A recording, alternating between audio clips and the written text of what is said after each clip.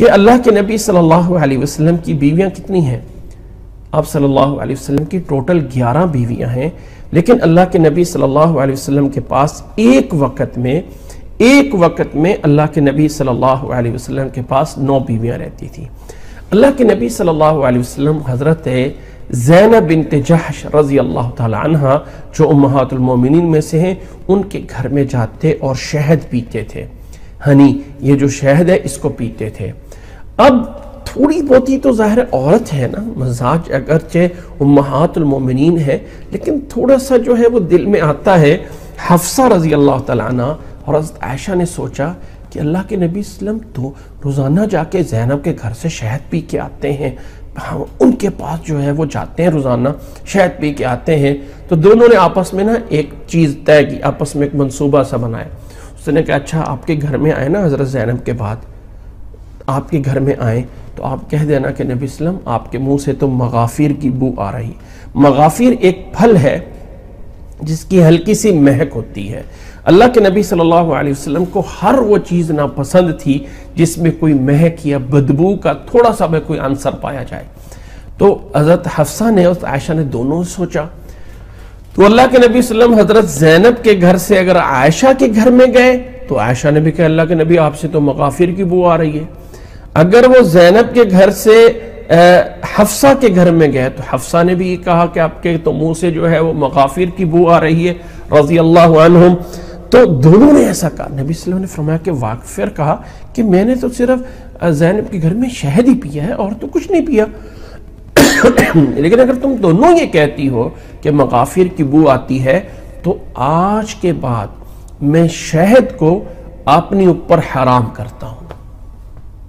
اللہ تعالیٰ کو یہ بات پسند نہ ہوئی۔ اللہ نے اس صورت کے شروع میں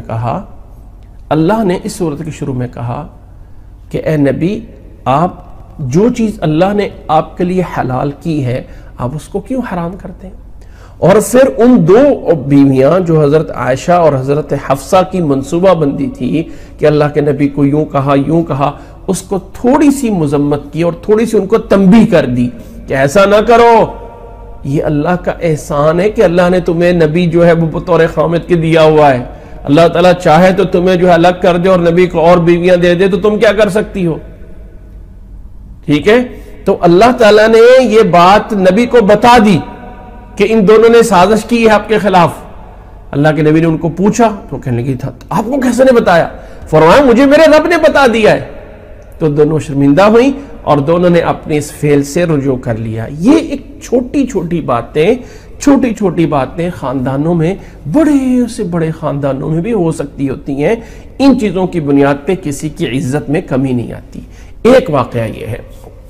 دوسرا واقعہ یہ ہے کہ اللہ کے نبی صلی اللہ علیہ وسلم کی ایک باندی تھی ماریہ قبطیہ۔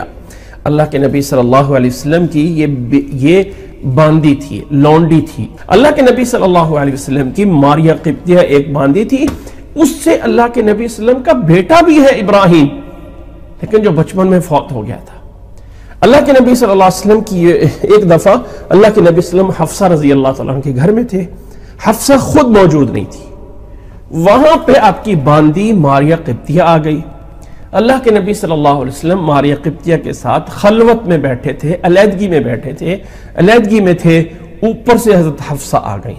تو حفصہ نے اس چیز کو ناپسند کیا کہ میرے گھر میں، میرے حجرے میں اللہ کے نبی صلی اللہ علیہ وسلم ماریہ قبطیہ کے ساتھ جو ہے وہ بیٹھے ہیں۔